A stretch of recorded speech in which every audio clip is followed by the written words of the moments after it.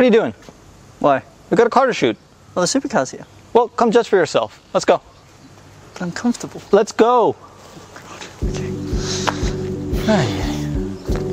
Bye.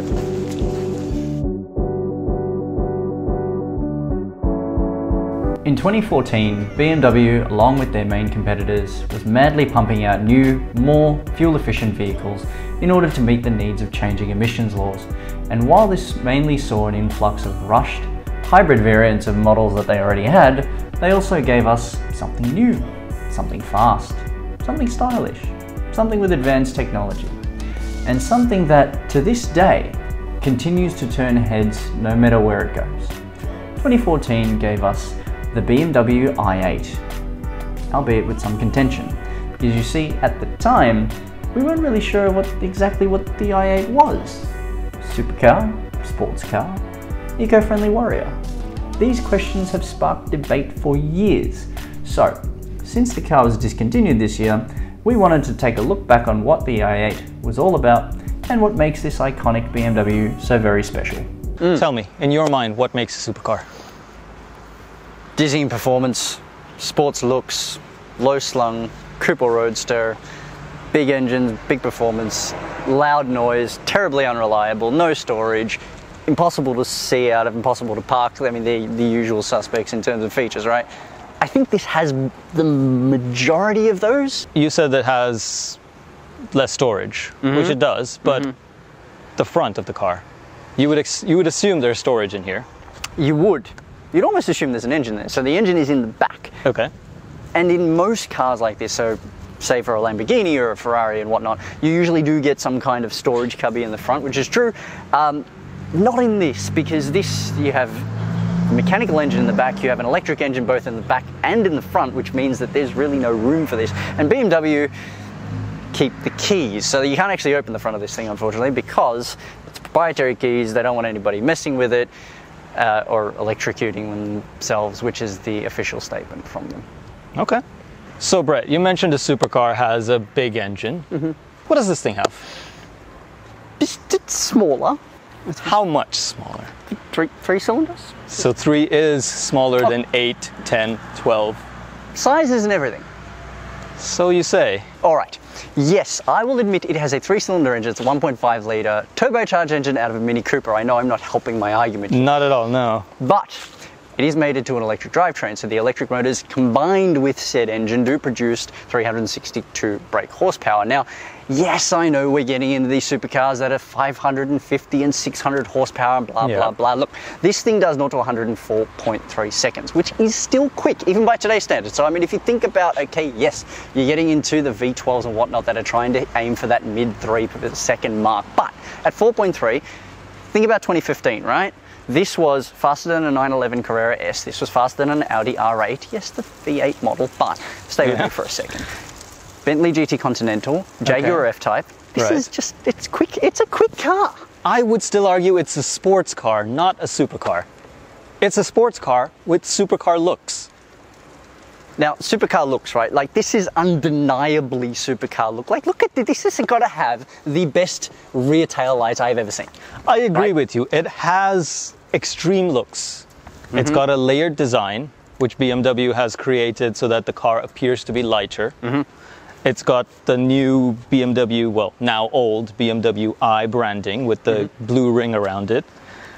The taillights are undeniably different to normal vehicles out there, and it's got this flying spoiler wing-like thing where the airflow can go through. And I give you that. It has the looks of a supercar. You see the middle part? Yes. What does that look like to you? Because there was another sports car that came out about the same time as this car. Okay. Which the rear of it looks suspiciously familiar. Do you know what that is? Tell me about it. That is the rear end of a Porsche 911 Carrera. Oh, for God's sake, Brett. The i8 is eating and hasn't quite ingested the backside of a Porsche 911. Wait, that came out a little bit wrong, didn't it? Yeah, well, you have ruined the car for me. So I'll give you the terrible storage part of this. Have a look at this. What can you fit in here? It does suck, but you know what? I brought with me the Dirty Weekend Away bag. What is that? Okay, so if you own a supercar, Yes. chances are you probably don't have children, or they might be a little bit older, which means that you can get away with your lovely at some point for a Dirty Weekend Away. And this is the ideal Dirty Weekend Away bag size. So if it can fit this, it is then definitely a supercar. Passes the test. I still don't agree with you, though. Not convinced. Okay. So for your next point, convince me that this is actually difficult to live with. Well, I mean, looking at it, it's obviously not that hard because you think it is very low, and living where we live here in Thailand, obviously, you can imagine the roads are not great. So potholes are going to absolutely destroy this thing, whether it be the underside of the car or it be the big 20-inch wheels. And the other thing that isn't really going for us here is going to be parking spaces. So Asia, notorious for small parking, and this thing, in a very supercar-like fashion, completely unlivable, has side opening doors. They are very nice to look at, but try getting in. I'm not the biggest guy, okay? Yeah. Do you need help? No, I'm okay. You sure? Sort of. You're taking support from the carbon fiber tub. A little. You comfortable? Yeah. Yeah? No. No? Get Which out means- now. Might need a chairlift. Uh-huh. To my point. Supercar. Still a sports car. Oh God. Carbon fiber tub for the chassis. Yeah. How much does it cost? The car? The car? Well, okay, so BMW don't make it anymore, which is unfortunate because Yeah. it is a wonderful example of, you know, their design and their technology and whatever. But yes, when it was available, circa 11, 12 million baht. Ouch. It's a supercar. Supercar price for a sports car vehicle. Oh God. Okay, interior. Yes. Very supercar though. Big swooping dash, nice tight cabin, low seating position. It has the same elements from the exterior. It's got the layered design. It's got the I branding with the blue accents all over the place. It does look very good, but start it up. All right, all right. Where is the sound? Where is the supercar sound? I'll give you that on sound. So BMW do manufacture some sound for this car, and so there is a speaker at the back and there are some speakers internally which makes it sound a bit faster than it traditionally is. So what you're telling me is that a Mini Come Cooper on. engine doesn't sound like that? No, Okay. no. So it's not a supercar. It's got a supercar sound. Tech, okay, let's talk about tech. So, not the first car to have a virtual cockpit, but probably one of BMW's first one. And look at this, look at the button, look at the button. This is when it works. And not the heaviest doors in the world like a Lamborghini, so it's actually almost a more practical supercar, right? We are sitting very low. The visibility is limited. It is terrible. It's very, very And bad. literally no human being is sitting in those seats. It's a right? 2+2, which is just to convince your wife that you can actually take the kids out with you. There is ISOFIX points. There might be ISOFIX points, but I'd like to see you try and get a baby seat in there. Yeah, I can't even get myself in here. There are things about this interior I really like.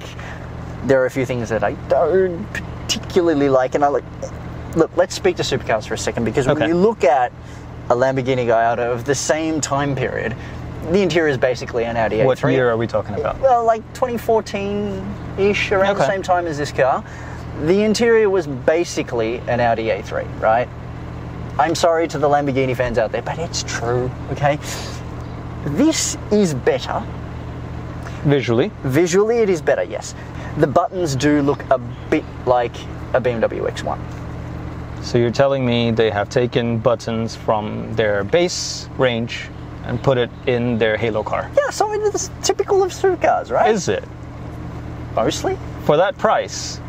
The tech in this car. Think about Okay. the carbon fiber chassis, the electric batteries, all of that. That's what you're paying for. I mean, there has to be some corners cut somewhere. In the same vein as a Gallardo, in the same vein as, you know, a lot of the other supercars that are out there. Okay, I'll give exceptions to Ferrari. Fine. But Ferrari, Aston Martin, McLaren, those cars don't take pieces from cheaper cars. No, well, they don't have any cheaper cars. Okay, Aston might have taken some stuff from Mercedes back in the day, but now... Like engines. Engines and some interior bits like stocks and things like that. But now they're all custom. Okay. That's collision warnings, that's the safety stuff. Yeah. Okay, it's like so, a halo around the car. Right. Yeah. So it has that, that's cool. See, when I first thought about this car, I thought, okay, yes, this is a technological marvel. So you'd think it should have some of this, but it is a supercar, and so therefore it would be a bit more stripped out, a bit more focused on the drive and the experience and all that kind of thing. But yeah, that's a little surprising that it has all that. I'll give you this. You're starting to convince me that this might have been a supercar when it came out. Yes. But now, in 2020, is this still a supercar? Only one way to find out. It is surprisingly quiet in here. Good and bad, but good and bad. For a supercar, you want it to be loud, you want it to be showy, you want it to give you that fizzing sensation that James May is always talking about. The fizzing in the nads. Yes. And do you get that with this car? Look, let's take it out a little bit first, because okay. I mean, you know, at the moment it's just sort of around the way. Floor it. It's got a bit of oomph to it. It goes. It's quick. Dual zone climate. It was a new feature in 2014. Maybe not. Nah. That had been around for a while. The virtual cockpit is a new feature in 2014. Like, so, I can't imagine many of the manufacturers were doing that. I know Mercedes kind of pioneered it with the S-Class, but you know, this was not a common thing. And so, I mean, it's the kind of thing you expect for a car at this sort of price point, right? So tell me more about it. What is a virtual cockpit? So it's not your normal dial. So I mean, it's obviously electronically controlled because this thing has a lot of little computers in the car that it has to read a lot of information from. Everything from obviously the normal stuff, your acceleration, your revs and whatever, but also this has got the added complexity of how much, you know, batteries left in the charge and how much power is being applied at any given time and how to manage that. You know, I mean, these things, okay, and these are BMW's official figures, so whether there's some truth to this in the real world or not is arguable, but 2.1 litres per 100k. 2.1 litres. Okay. Now, I mean, depends what mode you're in and all that. Yes. Of course. But I mean, that's barely sucking down any fuel at all. Okay. Oh, and look, see, in sport you get like the gauges have changed colour. That's all sporty. Well, red is my color, so apparently it should be in sport for me. Okay. Ready? I'm ready. Let's go. All right. Those aren't your indicators. We're off to a good start. In sport mode, I'd say it's a lot more agile and spirited than I expected it to be. Oh, and true BMW fashion, look, parts of the dash are falling off. See, it is a sport. It is a supercar. You expect supercar trim pieces to keep falling off? Is that what you're saying? I mean, as they age, yeah. It's kind of implied, isn't it? How old is this car again? 5 years. It's held up pretty well for a 5-year-old car, I'll give you that. And it's a BMW. Yeah. We are trying to put this thing in the same leagues as a supercar, right? So if I'm thinking Lamborghini, which is Audi. Right. Ferrari. Even Porsche, I mean, it's Volkswagen. Right. This is BMW, who also make, you know, the 1 Series. So, yes. I mean, look, there's some concessions to that, right? You mentioned previously that the parts of the interior are from a 1 Series. Yeah, well, I mean, it could be a 1 Series, but I'm fairly certain that the iDrive is definitely pretty much out of all that 1 Series. It's a carryover, right? The radio buttons are a carryover. Okay. The shifter is definitely a carryover because that's typical BMW of this era.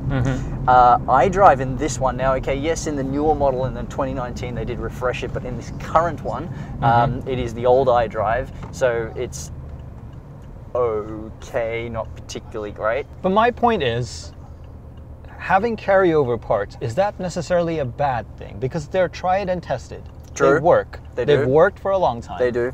They've worked for a general public vehicle. So is that really a bad thing? I know previously I was against it, and I'm starting to see the benefits of it now. I suppose it keeps costs down. Yeah. Not that this is a cheap car. No. And look, it's worked for Lamborghini for long enough. And hey, if, you know, like this one's 5 years old, so obviously the buttons are starting to wear in a bit. I'm sure that they're not going to be super expensive to replace, right? The menu button is starting to disappear, so now it says NU on it. It's NU. Let me just go into the NU and try and figure my way around old iDrive.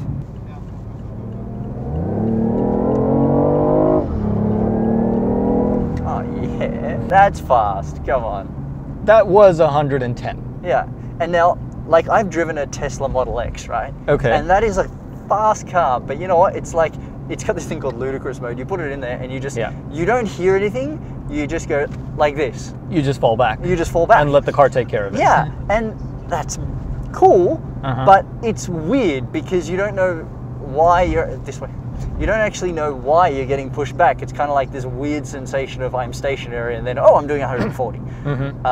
With this, at least, you have feeling. It feels like a proper supercar. I like the fact that there is sound, even though it's artificial. At least it gives you a sense of where you are standing in the rev range or the speed in general. Yeah. I personally have not experienced a Tesla yet, so I cannot compare it to the complete silence or lack of sound thereof. Yes. But I give you that. It does feel nice to have something.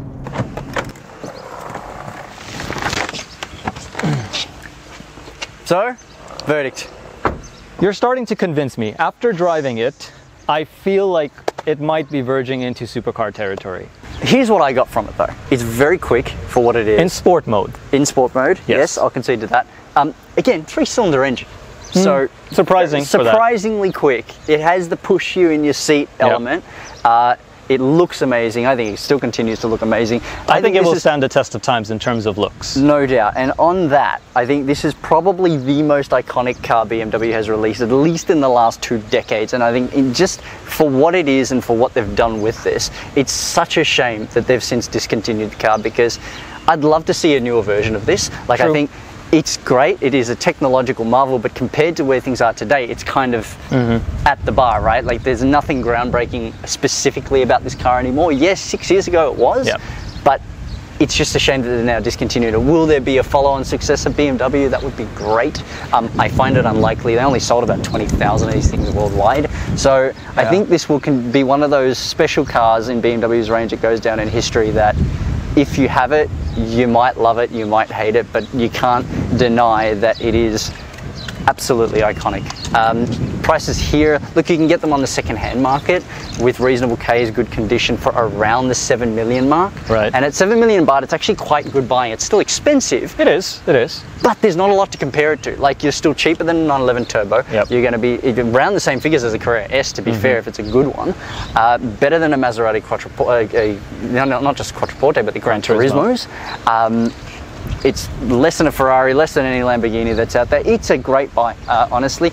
How it will stand over the test of time, time will tell. Time will tell. But I feel like as a Gen 1 product of a concept car that BMW created to create this new brand, the I brand, the future of automobiles. As a Gen 1 product, it's amazing. So supercar, let's do it, go on! I won't agree with you completely. As a Gen 1 product, electric, hybrid, new vision for automobiles. I wish there was a Gen 2 to see how they progressed. But I think Gen 2 would be. Gen 2 might be a supercar. Might be if it would be, yeah. If it would something that actually eventuated, yes, I think it would be supercar. Yeah. But I think whether you agree that it's a supercar or a sports car or whatever, no denying, it's a great car. It's a great car. It's a good drive. Sport mode, it is amazing. You can have fun with it all day. Thanks for joining me here, man. Thank you for having me with the car. Hey, thanks for watching this video. What's your take on the BMW i8? Love it? Hate it? Leave us your comments below.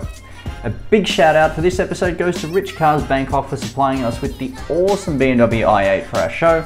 It's one of a number of amazing cars that you can rent and experience in Bangkok, with rates starting from less than 8,000 baht per day. You'll find all the details in the description below. I just wanted to take a minute here and thank everybody who worked on this video. As you can see, we had to shoot the last bits of it from our homes in light of the current pandemic. I truly hope you're staying safe and healthy with your family and friends from wherever you might be watching this from. If you've enjoyed this video and want to see more just like it, be sure to hit that subscribe button, click on the bell so we can notify you each time that we release a new video. Thanks once again so much for watching, and I'll see you next time on the next episode of CARSociety TV.